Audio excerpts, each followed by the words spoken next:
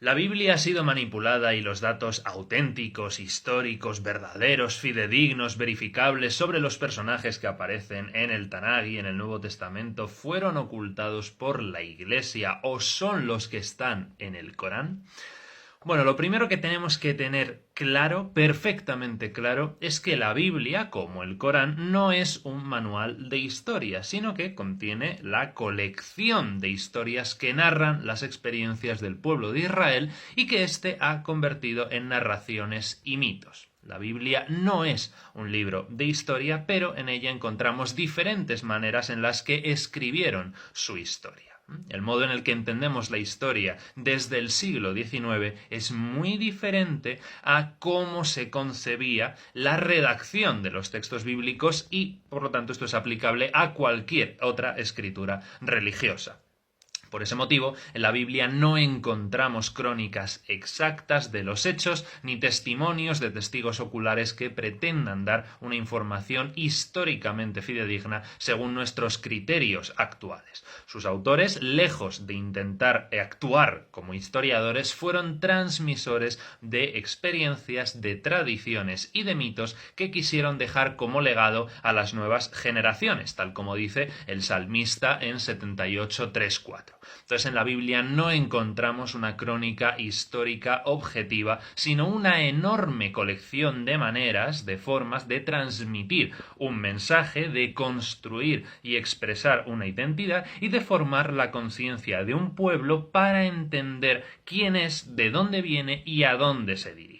Entonces, no, ni la Iglesia de Roma ni los reyes medievales han manipulado la Biblia, sino que sus cambios vienen desde su mismo origen.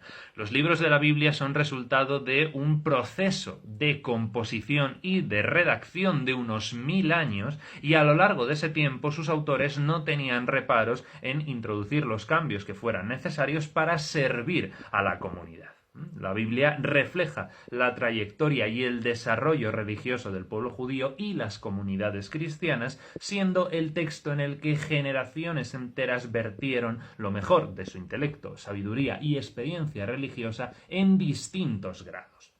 Y eso se traduce necesariamente en cambios que se producen desde la propia redacción de los textos. El propio concepto de Dios, por ejemplo, la noción que se tiene de Dios, es evolutiva y va cambiando en función del desarrollo intelectual y espiritual de la comunidad, porque no es la misma consideración de Dios en el Éxodo que en las obras de la escuela sacerdotal. No es lo mismo la fuerza y presencia de Dios en los relatos de Abraham o de Moisés que en el relato de José o de Esther, por ejemplo. Incluso la teología del propio Jesús cambia y es sustancialmente diferente entre las cartas de Pablo, los evangelios sinópticos y la literatura joánica. Así que, ¿la Biblia está manipulada? Sí, sin duda, pero no por la Iglesia de Roma ni como producto de una oscura conspiración, sino desde el mismo siglo IX u VIII antes de nuestra era, que es cuando podemos fechar algunos de los textos más antiguos, que se han ido introduciendo cambios en los libros bíblicos para responder a las necesidades de cada comunidad y época. El Tanaj no estuvo completo hasta el siglo II antes de nuestra era y el Nuevo Testamento no estuvo compilado hasta el siglo II de nuestra era. Y hay miles de manuscritos que dan fe de esto. Por eso estudiamos la Biblia, el Corán y cualquier otra escritura con el método histórico crítico para evitar caer tanto en conspiraciones como en fundamentalismos. Así que si después de ver este vídeo os sentís tentados de poner un comentario sobre que la Biblia o el Corán son la única verdad o algo así, os lo podéis ahorrar. A quien le haya interesado, muchas gracias por tu atención y nos vemos en el próximo vídeo. Chao, chao.